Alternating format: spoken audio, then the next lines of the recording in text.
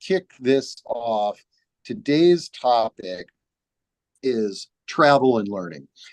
And if you're not familiar with the organization Rhodes Scholar, you will be today, after today. And the exciting thing is we're going to learn all about it from somebody who's experienced it firsthand. Kelly, thank you so much for joining us today.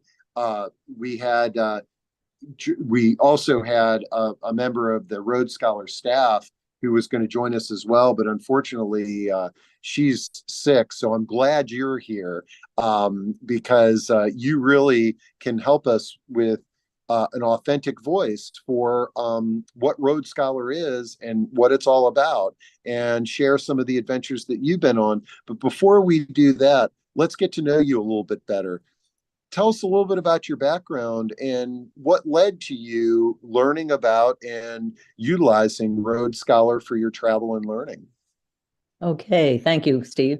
I am part of the community. I'm a registered nurse, and I met Steve originally when I worked for Health South Rehabilitation Hospital. So Oh, I totally forgot about that connection. yes. No. Oh, So man. I was with them and attended many of your programs, which were in person, and then have followed you ever since, really. And then the request came in for Rhodes Scholar, and um, I'm always a nurse, because you are always a nurse when you're a nurse. And I'm teaching water aerobics at the Freedom Center in Manassas. So I guess I'm still employed. And then I am doing some traveling, and that's got me on to the Rhodes Scholar programs.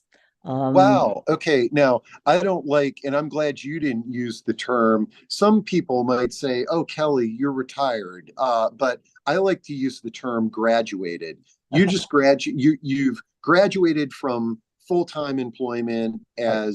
as a nurse, and now you've got some employment, which sounds pretty darn fun. You're It is probably fun. up Yeah, it some is fun. days saying it's like, I can't believe they pay me to do this, but then you discovered Rhodes Scholar, which we're going to learn more about. Now, I first learned about Rhodes Scholar. I've been in this business for 33 years, and I think it's been around that long, but it was called Elder Hostel, right? Correct. You're right, Steve. It was called Um, Elder Hostel. It that was that started, that's how some folks. remember it, yeah, 1975. It was called Elder Hostel.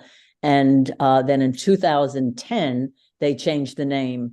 There were a couple of reasons. People were becoming more active as they turned 50, and they wanted to do skiing and hiking, and we'll talk all about that. So it was best to change the name, but they've always emphasized learning. So they wanted to keep the scholar as part of it. So the name was changed to Rhodes Scholar. But you're going to be on I the trip love it. of a lifetime. So sit back and relax and learn about Rhodes Scholar. Yep. I love it. Now, before we dive in, you've got. I saw your.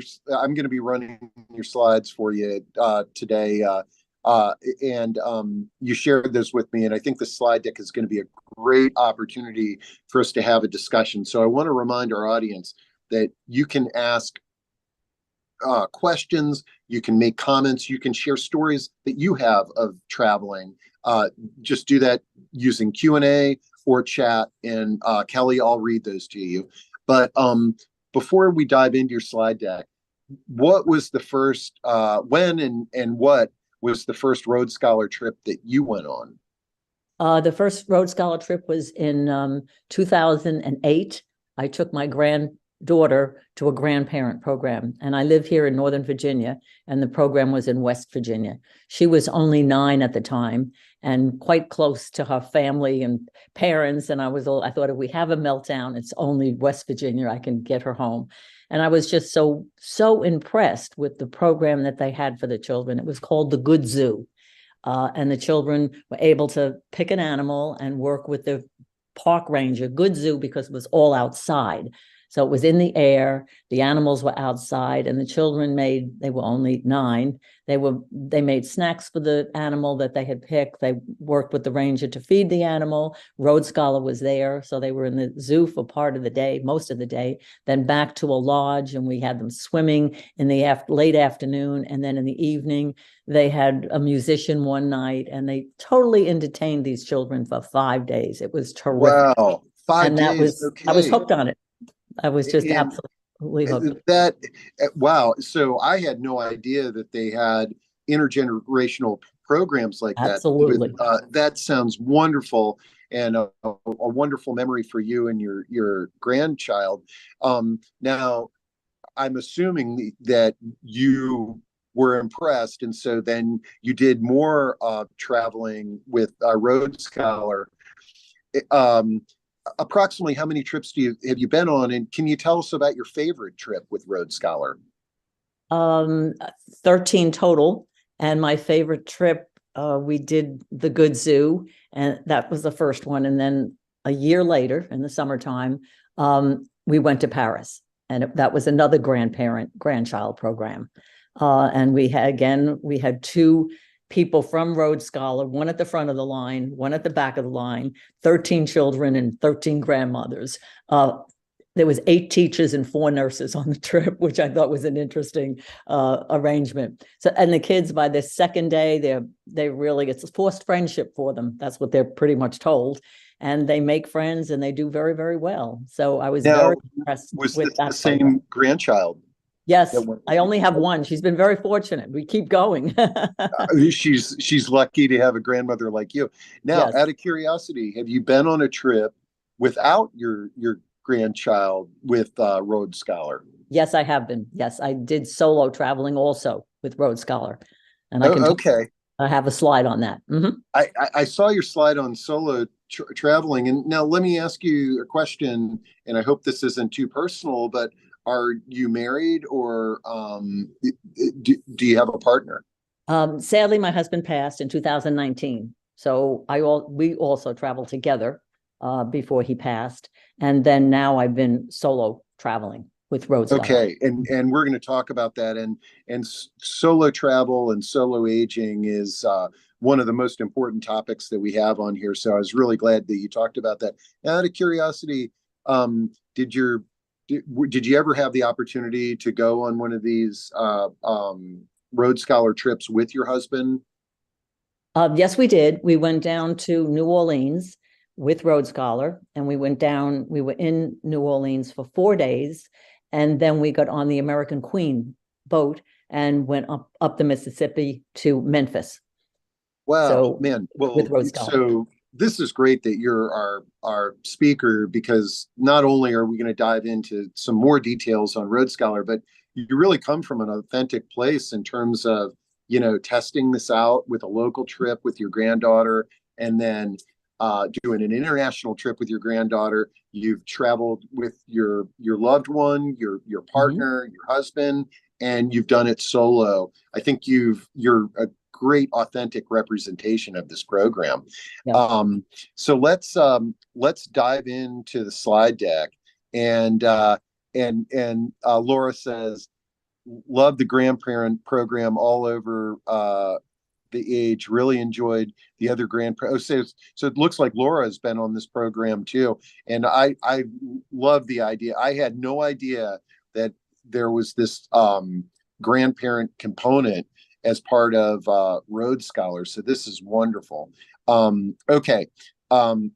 So you just tell me where to go, and I'm gonna I'll do my best to advance the slides. Okay. You've heard about me, Laura. I believe your name. Stay with it, because there's more to it than the grandparent program. And that's why we're talking about Road Scholar, particularly for this audience, because we now have virtual learning where people can learn at home. So hopefully you're all active and healthy and able to travel. But as you know, we serve a community that's not able to travel. So there's a slide on that. This slide is, I hope and trust that you would like to request one of our catalogs, of which we have many, many, many. And if you do, that's why it says Ambassador 500. We Okay. have a $500 gift certificate towards your first trip.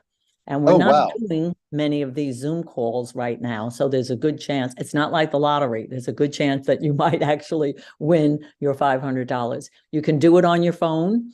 If you bring up the WW Road Scholar, you'll just take a picture of the code and then you scroll down, you put in name, address, and it'll say ambassador. And I ask that you put Kelly or Bernadette Espy. If you want to know two names, I also speak for the State Department. So legally, I'm Bernadette. So I had to put that down, but I go by Kelly and I'm known by Kelly. So hold on to that and we'll proceed, Steve. And I just dropped that into chat. Okay. All right. Good. So here we go. Road Scholar likes to believe, and it is the university of the world. They go to 150 countries. They go into all states. There's five programs presently going on in the state of Virginia. Over 7 million people have traveled with Road Scholar. And the next slide will show us that you do learn from a world-class faculty, because it was called Elder Hostel. They were in many of the universities only, actually, the buildings that the students in Europe mainly would be sleeping. Of course, then Europe just got the American system and they started to do a summer program. So the elder hostels had to find new quarters, and that was okay too, because now they're in 4-star hotels, which is a lot more comfortable and a lot more, has more amenities than the universities. But they wanted to stay in touch with the universities so that the expert speakers, they really know their craft. They know, many of them are PhDs, professors. So whatever, be it art, be it history, literature, they know their craft. And I think that puts Road Scholar right up there as, in my book, number one, really. It's some organization to travel.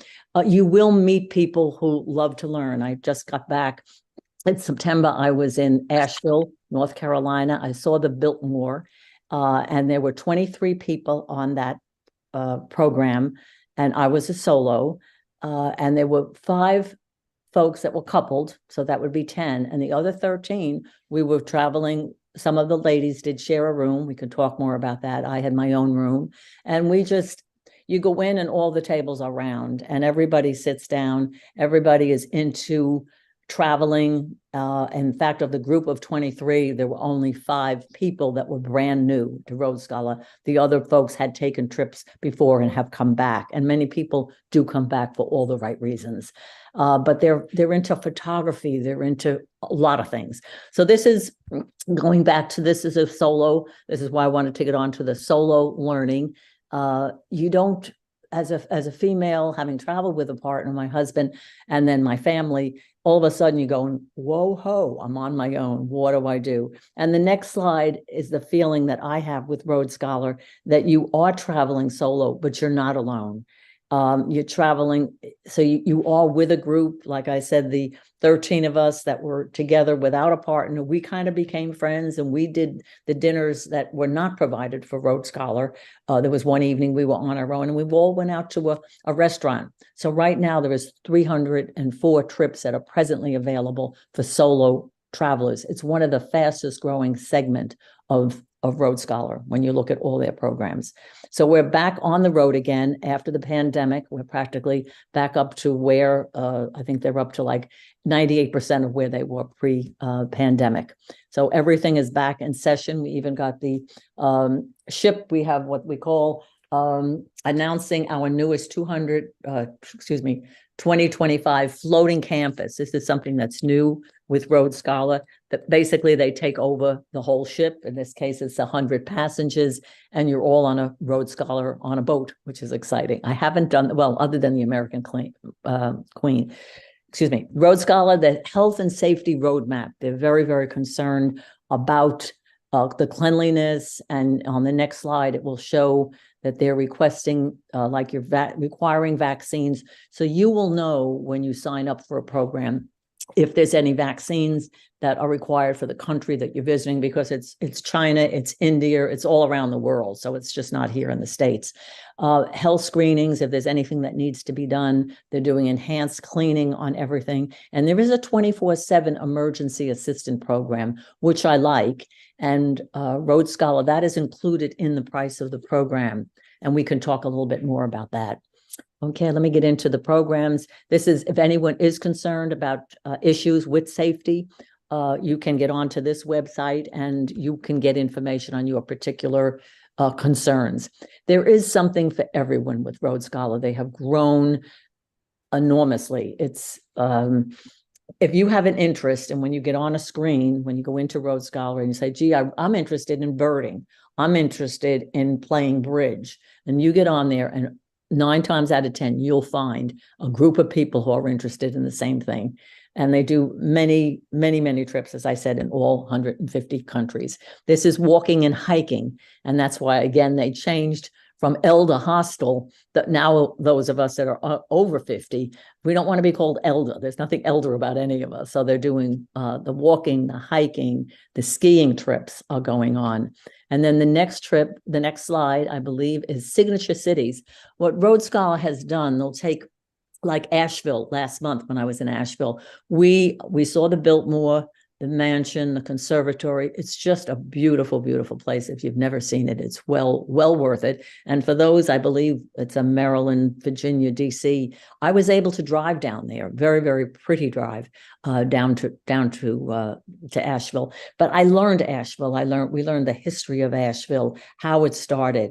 The Vanderbilts, and how the gentleman was very, very generous to the city and actually built a church.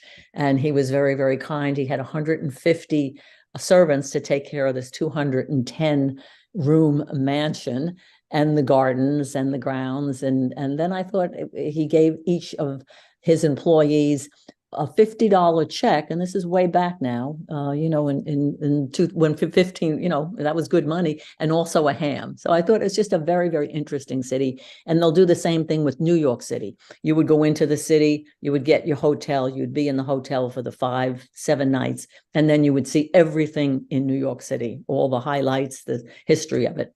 The national parks, Road Scholar has done a lot with the national parks. I can't really say summer because they're in the national parks year round, but they'll pick those many, many national parks where they have birding and hiking and photography and flower arranging, all that goes on in the national parks. And sometimes you are doing your lodging in the national parks also. This is my grandparent adventure. This was my first, as I stated, introduction. And we did the Good Zoo. And then we went off, my granddaughter and I, Paris. And I had the joy, she's graduated, and I wanted to get her something special. So, and as she was growing up, little things would happen. As if we're grandparents, we know that. And I'd look at her and I go, well, Ellie, we always have Paris. So it's kind of, and she will come back and say to me, Grandma, we always have Paris. So I did purchase a sterling silver bracelet for her, and I had engraved on the inside of it, we'll always have Paris. So it was from the Good Zoo to Paris. And then my daughter says, well, what about me? I want to go. So we did an intergenerational program, it's called, where you have the grandparent, the parent, and the child. So then we did Rome and Florence and Venice as grandparents. And what I also like, they do it in an age bracket. If you're interested in this, 8 to 10, the programs you just put in the age of your child or your children, your grandchildren. 8 to 10, then there's a certain programs. 10 to 12, certain programs, and then 12 to 14 other programs. So then the following year, we did a lot of Florence, we did a lot of museums. They did, again, an excellent job. They had scavenger hunts for the children, so they kind of teamed them up, and they had prizes, and they had to go and find the painting that had the gold cup in it or something, and then write down the name of the painting and the artist. So what are they doing? They're really learning, but they're having a heck of a lot of fun doing it. So it was good. It was all good. Well, I wanted to just pause and jump in there because we're moving into the holiday season. Mm-hmm. And what an amazing gift to give to your grandchildren, or as you said, to travel with your child. Mm-hmm. I mean, so much more meaningful than a sweater. And Absolutely. and you're learning and you're connecting. I love this idea, and I'm really glad that you shared this with us. This is great. Okay, let me get back to your slides here. Grandparent program. And I'll Yep. wrap up with the, so then we were in a lot of museums, and, she was getting that 12, that close on 12. So around Thanksgiving time, we would really start about talking about what's going on next summer, and sweet little thing. And she was kind of like, oh yeah, okay, grandma. She wasn't, but I wasn't getting much excitement that I was getting when she was younger.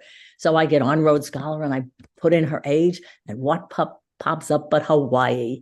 So then that was her last program that we did as a grandparent. We took off to Hawaii, and she skied and water skied and surfed actually at Waikiki Beach in Hawaii. And of course, as soon as I said, Ellie, would you like to go to Hawaii? Absolutely, Grandma, let's go right now. So it was Oh good. man. So I do say, and as Steve said, it's a great gift to give also. I mean, to give to your child, because it's a memory. The sweater, goes to Goodwill eventually, but memories of traveling, we still talk about it now. And she's in college. Yeah. So it's good. I love Look it. into this. Yep. Yeah. Okay.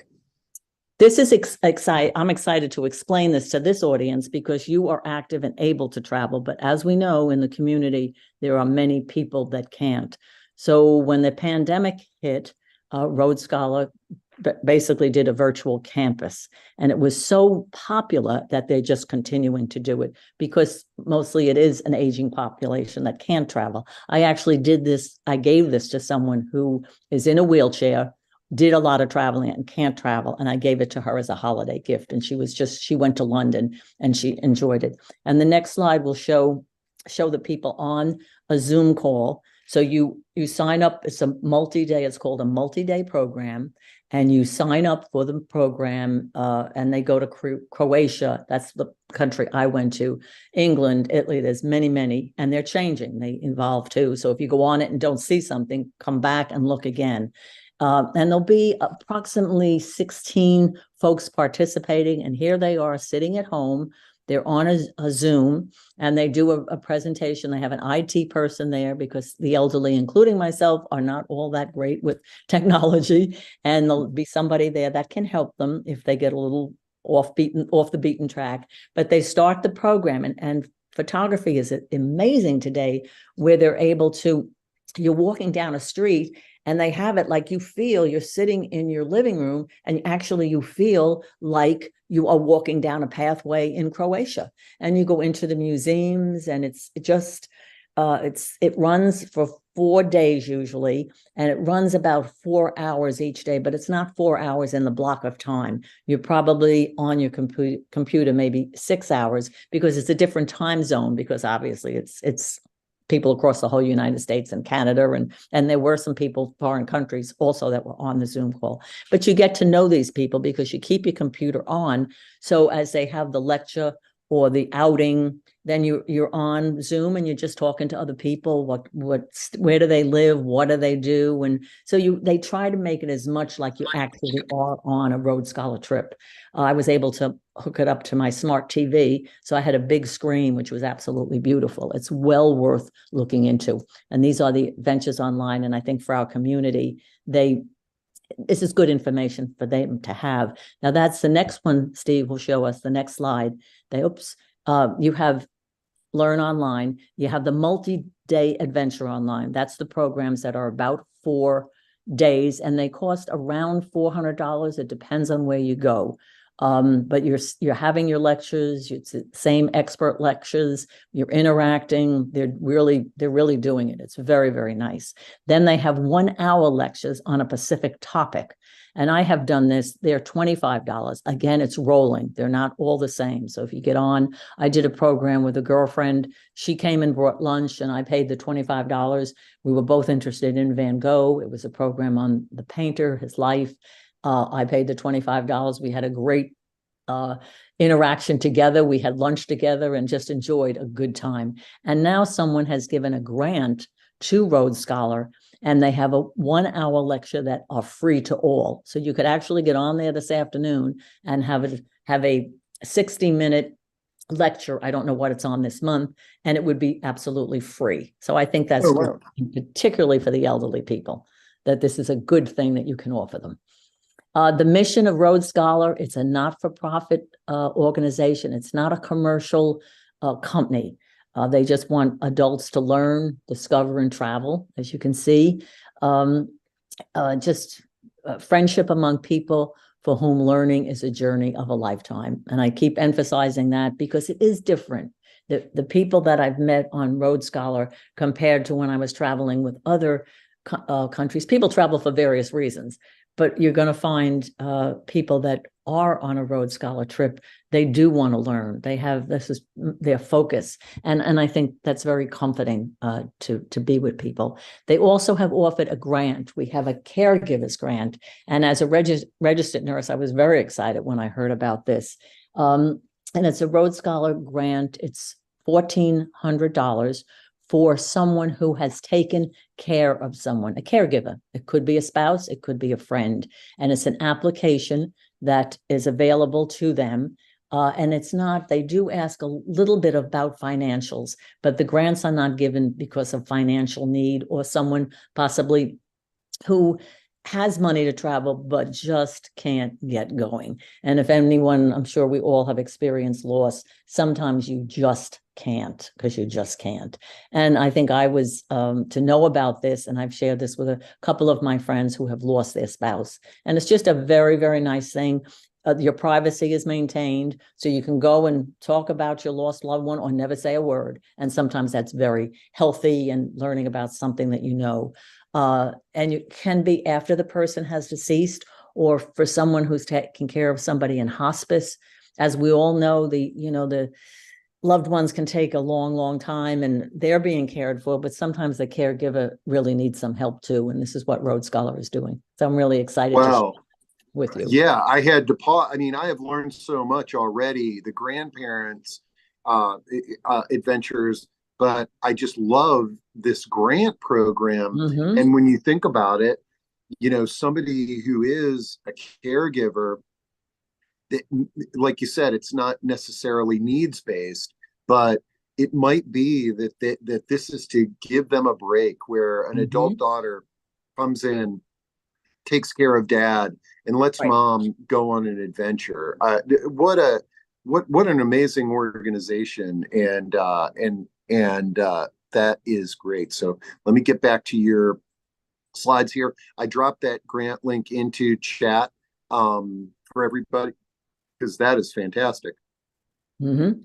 And here is when you would get on the website, this screen will come up. Where do you want to learn? Just put in a country, a state, and up will come the programs that are presently available for where you're interested in going. Yep. And this is important. We have to get into what is included in a Road Scholar program. Now, I want to say up front, transportation from your home to your destination is not covered in the price that you're going to see in the catalog. So your transportation. Now, there are some trips, particularly those that are going over to Europe. I'm just seeing this on this announcing for 2025. They are including transportation from the major airports. Obviously, if it's Europe, you're going to be on a plane. So some of the trips do include transportation, but many of the programs, particularly in the United States, do not. But what they do include is all your lodging, most of your meals, all of your field trips and lectures. And as we stated, you have very, very good, knowledgeable people, all of the on-program transportation. So when we were in Rome, we took a speed train to Florence. And then when we finished our day in Florence, we took a speed train to Venice. And of course, all that's included, and you're traveling with a group, and these folks know the trains and know the whole thing, and it's all taken care of. And I like that idea. They're very, very good with details. All your taxes and your tips are included, which is just great. I mean, you're not tipping people, because you could have 3 lectures in the course of a day. That's 3 people. Then that's all taken care of. It's taken care of. And then they also have this 24/7 emergency assistance, which I think is good in our age bracket. And what that means, if your partner or your spouse or yourself would get ill, Road Scholar would help you to get to the nearest hospital, get near whatever you possibly need at that time. The greatest story, which I heard doing this, it was an in-person presentation, and they stood up and said, yes, that they had taken advantage of this. They were in Europe, in one of the countries, and her spouse, her husband, had to be transported from the local hospital to a major hospital. I don't know exactly what was happening with him, but Rhodes Scholar happened to have a representative in that city. So when they arrived, here you're in a strange country, limited ability to speak the language. When they arrived at the major hospital they were in, there was a Rhodes Scholar person there that met them that spoke the language. I said, that is pretty good. That really, really is. Wow. And that came Now, from a participant, not, yeah, that story came oh, from. wow. It's Good. now, right when you started talking about that, Tracy said, how about travel insurance or medical evacuation programs? But it sounds like that 24/7 emergency assistant is built into the price. Whereas, Yes. when we take traditional travel, they're trying to upsell you with the insurance. Right, right. But this 24/7 emergency. So is this in lieu of, okay, Well, this is would be assistance okay, on excellent. And your then, yes, Steve. okay, Okay. okay, This is okay, great. the next slide here. This is all right. just at a glance. It's a 9-day trip, and it just tells you how many meals are included. In most of your meals, you have one dinner on your own. So you'll have a free afternoon to just explore, do what you want to do. And then that dinner would be on your own. And then often you would have a lunch that you might go. So the program would stop like at 12 noon, and you'd have and lunch wouldn't be included. You'd be on your own for your lunch. And the people with Rhodes Scholar, you have one person that's with you the whole program from the beginning. I was just with a group of ladies yesterday, and she was talking about a trip where they never had an orientation. So they just meet as a group in the hotel lobby and they take off. And you just really knew the person that was your partner, who you were traveling with. And if you were alone, you were just kind of alone. But with Rhodes Scholar, every single program, they very often start on a Sunday. You meet at about 4 or 5 o'clock, and they do an orientation, like where is the closest ATM machine? Where is the closest pharmacy? And then they go around the room and say, okay, my name is, and I'm from here, and I'm looking forward to seeing this. And you get to know a little people. And then what is your passion? And people will say, like, I was an avid tennis player. And, then I'm talking to somebody who also loves to play tennis. So it's good. It's just a very homey, and they try to make it that way. They strive for it. And you'll have an itinerary, which will tell you every day where you're going. They also tell you the weather, obviously, or tomorrow you need to, bring raincoats. And it's just as you're traveling with people, you're not alone at all. Yep. So that's your itinerary, and you'll receive this before your trip. This is what I was talking about. You can pick up your phone, and you can receive your next catalog. You'll get special emails from your ambassador friends, what's happening at Rhodes Scholar, and you can be entered in a $500 gift certificate. And as you scroll down, ambassador, there I am. Okay, questions is an 800 number, and believe it or not, you'll talk to a live person. And I love that because I call them often. Yeah. All right. Wow. Okay. I'm going to make sure that we had a few questions about, the recording, and this discussion has been recorded. I'm going to add to the recording link all of those links that Kelly referenced. The to win the $500 gift certificate, the link to the scholarship, and we will make that really easy for you. If you didn't have the opportunity to type it in or take a picture, that'll be real easy. But Kelly, this is, you're absolutely amazing. I mean, I love. Well, I'm bummed out that we weren't joined today by our Rhodes Scholar representative.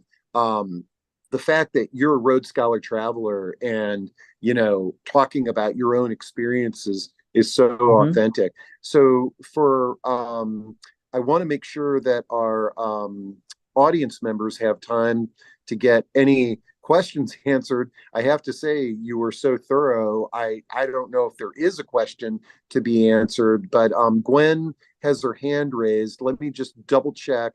Sometimes people do that by mistake, but Gwen, if you've got a question that you wanted to ask.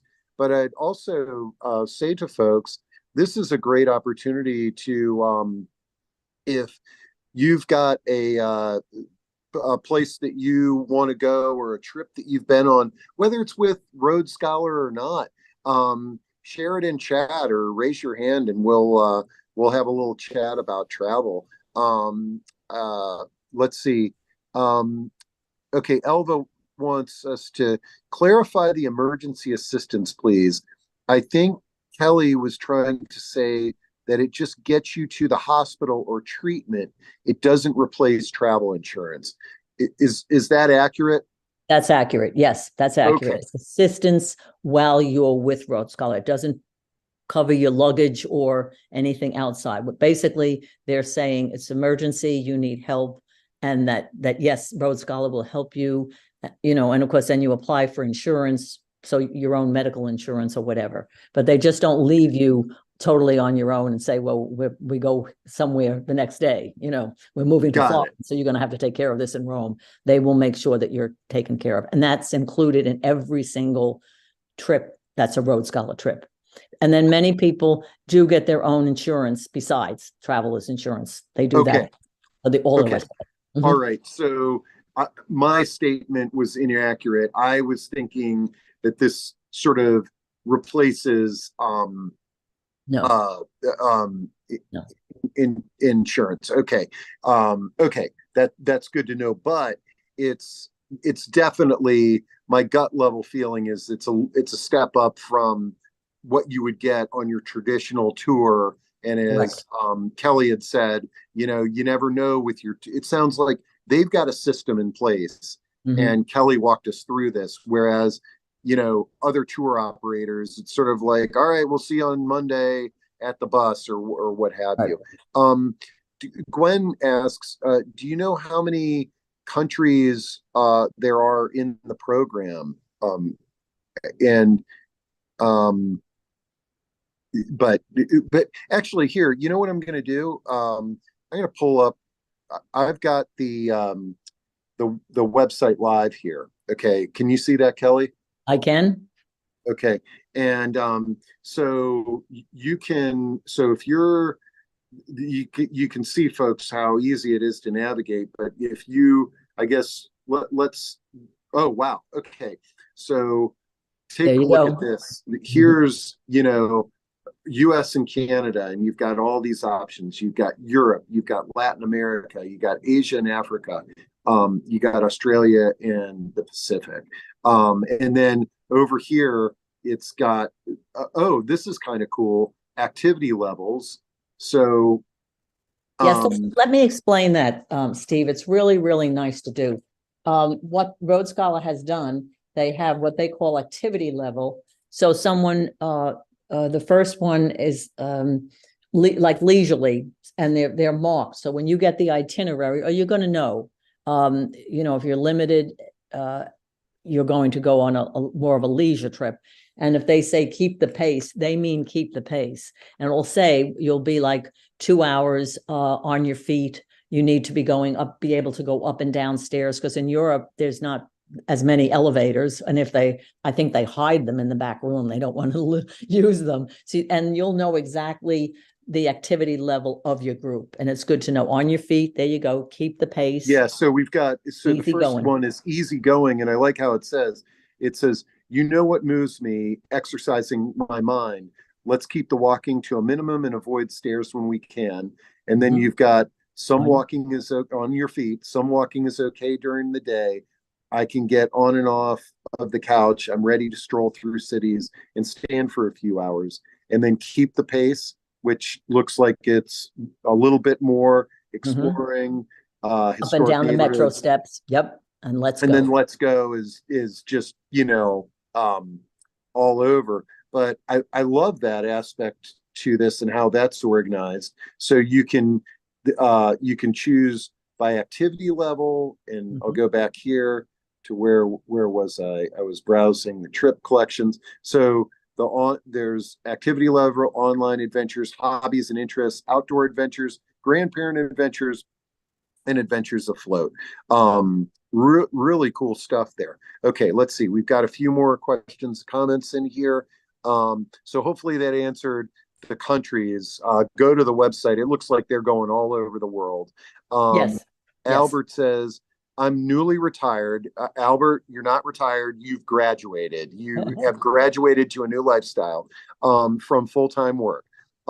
Kelly, thank you for sharing the information about Road Scholar. I'm looking forward to learning more about the program and the website. And Albert, don't forget, use the link that we're giving you, because you might win $500 towards your trip. Tom says or asks, are there any trips individuals who are unable to walk long? Oh yeah. Geez, Tom, hopefully that was just clarified. You've got those different levels. So somebody, yeah, we answered your question. And then I saw another one here from, okay. Heidi says, I'm a 24/7 caregiver with my mom who has Alzheimer's. Does the program have a program where both of us could, or assistance with finding a caregiver while I'm attending the Road Scholar program? So I guess the first part of that is, have you heard of any programs where a caregiver could travel with their loved one? Well, it would just depend on the ability of the patient. You know, if they're able to understand, if they, you know, if the caregiver is still giving care. And I think I'll speak personally with my husband. When I did get home the last trip that we did take, I put the luggage in the foyer and I said, never again. You know, I would be better have to have stayed at home, because you don't have the facilities. And of course, if there's any memory problems, they don't know where they are because they get very confused. Yeah, I would rather that she finds that, you know, there's many agencies where you can hire someone to take care of the patient and you yourself get away. And maybe you could do that with a caregiver grant. But, you know, the responsibility of the patient, you know, it's just really up to the condition of the patient. If they're Yeah, I could see that. And again, Heidi, I would apply for that caregiver grant, because this is what I was talking about earlier. If you can find a caregiver at home and then you can get away, what a great opportunity to recharge your batteries. I don't think they're doing it anymore, but Insight Memory Care, which is based in Northern Virginia, they actually had a caregiver cruise for people with early stage Alzheimer's, and they went away on a cruise and they provided support, and the loved ones and their the individual with memory impairment traveled together.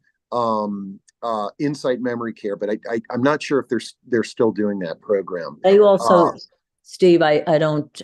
They also did like a day program, you know, for that would just be a day program that the person could be left in their care, like a day care, and be picked up in the evening. I know Insight was one of the places that did that at the time that I was involved with it. Yeah, so you can get help, but as far as bringing the patient on the trip, it would have to be individualized.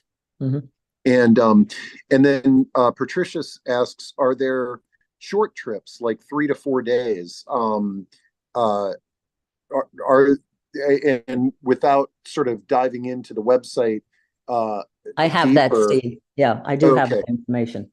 There are, to answer your question, so there's programs, there's 94 programs that are 2 to 5 days. Okay, there's 345 programs that's 6 to 10 days, 242 programs that are 10 to 14 days, and then there is 28 programs that are going on for more than a month. So, you know, 50-day going to around the world and that type of thing. So that's just a breakdown. And of course that changes because programs are added and taken away, but that gives you an average. But yes, there are. So when it has that link or box for duration, put in your duration, and then those trips will come up, like just a weekend, like 4 days or 3 or 4 days to get away. Yes. Yep. And to the person, I don't have their question on the screen anymore. I think it was Heidi, maybe, who is a caregiver. Note that Patricia Dubrow from Assisting Hands Home Care said that they can provide respite support for you and your loved one to take a trip like this, but depending on where you're at. So feel free to reach out to me or drop into chat, where you're located. And I think there's probably some creative ways that you can get out and explore. I also like the idea, Kelly, as you talked about uh, the online excursions, is the thing that where did you say that you took the online class? I did Croatia. Croatia. I bet you anything after you went through that program, you're sort of thinking, man, I need to really go to Croatia now, because you've Yes, got information and things that you want to see in person and places that you'd want to explore a little bit deeper. absolutely. Absolutely. That's what it's all about. Yeah. Uh, Exploring and learning. let's see. Patricia says she's going to Kuala Lumpur this March. Any thoughts or suggestions? Now, Patricia, I wonder, are you going with Road Scholar, or is this a trip on your own? Um, and then hospice programs can help as well. Somebody had noted. But let's see. Well, this is absolutely amazing. Kelly, I would love to make this a regular program that we do. The whole idea of featuring people that have gone on trips I mean, you're a great real life story of talking about the trips that you did. Okay. And Patricia says, I just checked Road Scholar and it doesn't look like they go to Malaysia. Okay. So there's probably some limitations, but man, when I look at that website, all the different places and choices that you have and how easy you make this for people, and with the emphasis on learning, I think is really wonderful, because that's why a lot of us are traveling is, there's going to the beach and having a margarita and just relaxing. But for a lot of us, especially are going out there to learn about the customs and learn about a new place and connect with other people that want to learn too. I think one of the reasons I have stayed with Road Scholar for as many trips as I've had is that I feel that their people are extremely experienced. And I use the example of the National Cathedral in Washington, D.C. If any of you have been there, they have beautiful, beautiful stained glass windows. And I have been there many times. And at 4 o'clock, end of the day, 4 o'clock, that sun is coming in that beautiful stained glass window at the entrance to the Washington Cathedral. I guarantee Road Scholar would have you there at that National Cathedral at the best time. That they just know how to do it and when to do it. When we were in Hawaii, we went on an underwater excursion, on a bottomless glass bottom boat, basically. And we were 150 feet down, and of course the children, and they're seeing the fish and all the wildlife and all great stuff. And when we got back on the bus after being on that excursion, oh, by the way, we stopped by the surf store to be fitted for the gear we needed for tomorrow's program, the fins that we needed and the goggles that we needed. And they were all marked with our names, and they stayed on the bus. So the next morning we get on the bus and our equipment is already there for us. It's just so many little details. And I said, if I tried to do this on my own, I would never have done or seen what I was able to see with Road Scholar. Go ahead. Yep. Yeah, especially I clicked over to the page on traveling with the grandkids. Is that and I imagine we've got some people in the audience that have done this, where you're trying to put it all together on your own. But as Kelly said, when you go to this page, you can browse by interest, you can browse by destination, you can browse by age, and the look at this. You got 5 to 8, 9 to 12, 13 to 18, and then the thing that I like that you also mentioned when you click back here, where was I? There's something that they call 3 generations, Right. In a generation. adventures. Yeah. So let's see. It's right here. Here. Okay. Generation. So this is where, what you were talking about is your daughter or your son is traveling now. It's the three generations all together going somewhere, and you have specific trips and programs that Right. are designed for that. This is just amazing. It's endless. It's endless, really. It's exciting. Man, Exciting. yeah, it really is. This is one of the better discussions that we've had because number one, it's something that's fun and enlightening.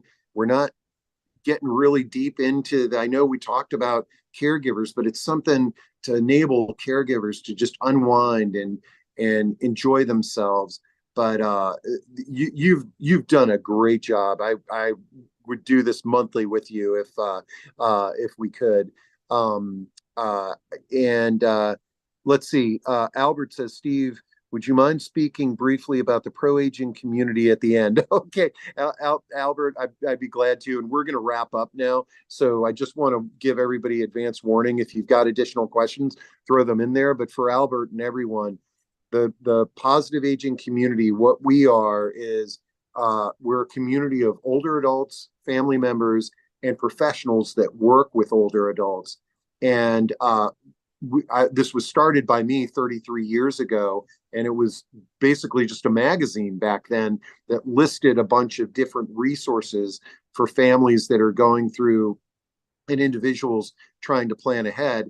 But it's evolved into a community where, thanks to these online discussions, where we host these on a weekly basis on every topic under the sun, and we come together and we have discussions just like this one. And this is a great example of how I like to see our discussions happen, where we've got somebody like Kelly who's sharing a resource, and then you all jump in and ask a bunch of questions. Anyways, well, it looks like thanks for that question, Albert and Kelly. I really appreciate you from the bottom of my heart, everything that you've shared. I'll get this recording up as soon as I get back to my office, and you can find more resources, folks, and you can share this with your loved ones. I know I'm going to share this with my mom, who enjoys traveling, and I don't think that she and her friends have been on a Road Scholar trip. And that's a good question. We talked about traveling with our partners. We talked about traveling with our grandchildren and the third generation. On some of the trips that you've been, have you seen groups of friends Yes, that absolutely. are joining in? Road Scholar does that. It's called really a group. So your Mahjong group or whatever, your book discussion group, you all go on the trip. And I believe it's 20. And then there would be one person that would go free. And you'll have a cool. Road Scholar person help you organize the trip and actually help you with transportation. And sometimes I did this, a group had made their mind up to go to Texas as a group. And I went down, and it was an over 55 community, and spoke to them.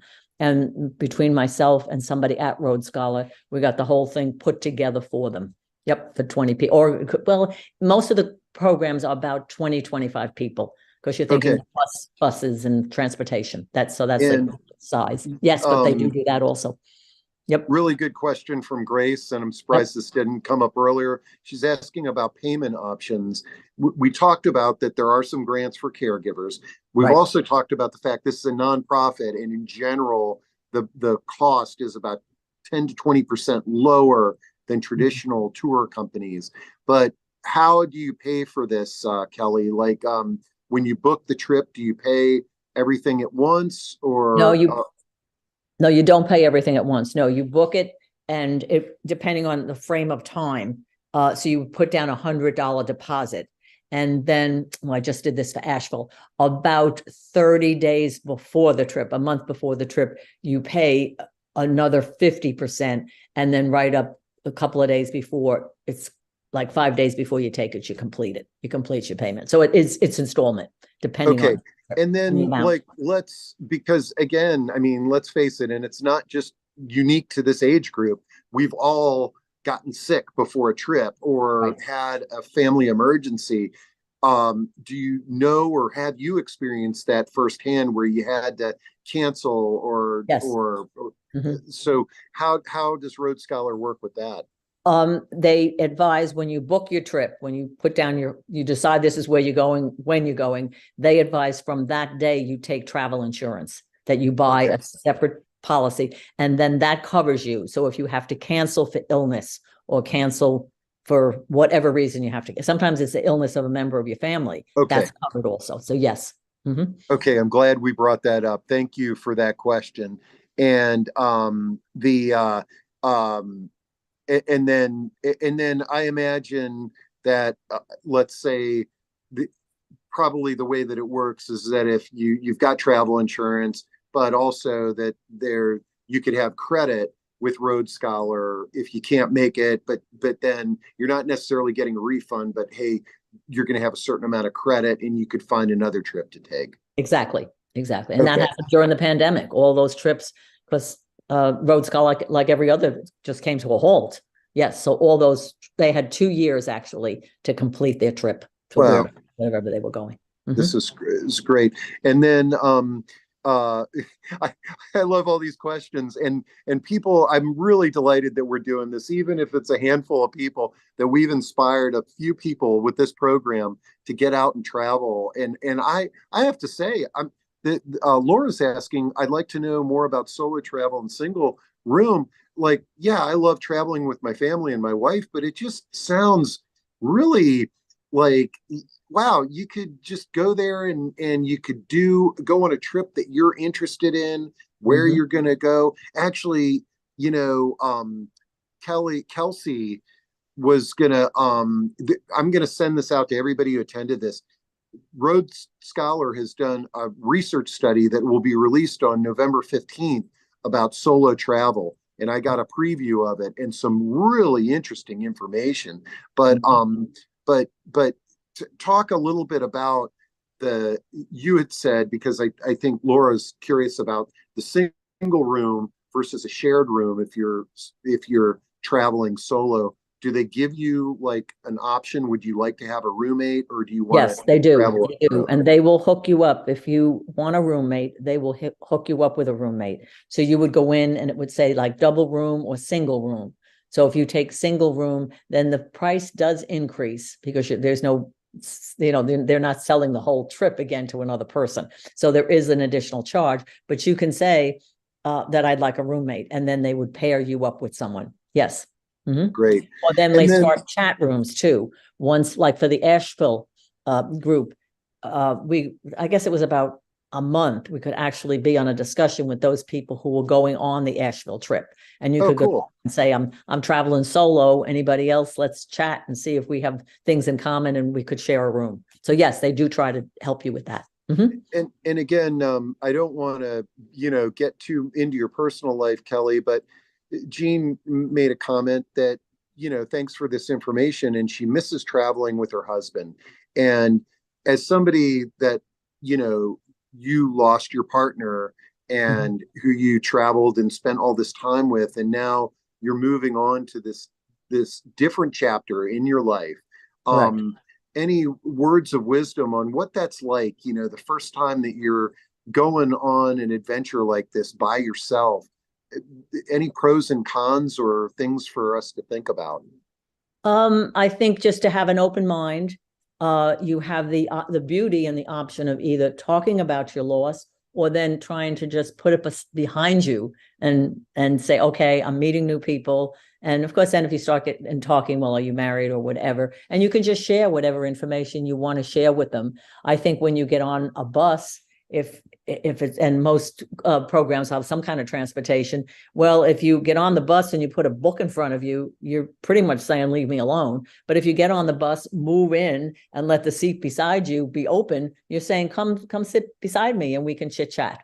So I think it's just having an open mind and pack your patience, as they're saying, because Yeah. traveling has become more complicated. But And it's yeah. And pretty much it. Yep. did you find that when you go on these trips and you share with people that, I lost my husband, and that that a lot of people are in the same situation? Absolutely. Absolutely. Okay. Yeah. Most of the women that I was with in Asheville, it was only one actually whose husband was at home. And I don't know, he was going to do baseball or something. And she said, I'm absolutely getting out of here. I'm not going through another season, Well, World Series or something. Yeah. I'm So going to get Kelsey on to talk about the traveling solo study. But one of the things, I got to peek at some of the results, and it's interesting how many solo travelers there are who are married that, for whatever reason, their spouse is not interested in going on a trip. Mhm. And through Road Scholar, they're like, this is great. I've always Yeah. wanted to go here. I don't want to drag my husband around or my wife around, and I'm with like-minded people and I'm meeting new people, and Mhm. it's exercising some muscles that I need to exercise in terms of making Absolutely. friends and making connections. All right, this is great. Um, Kelly, I love it, and folks, thank you so much for contributing to what is a wonderful discussion. Good, good, good, good traveling.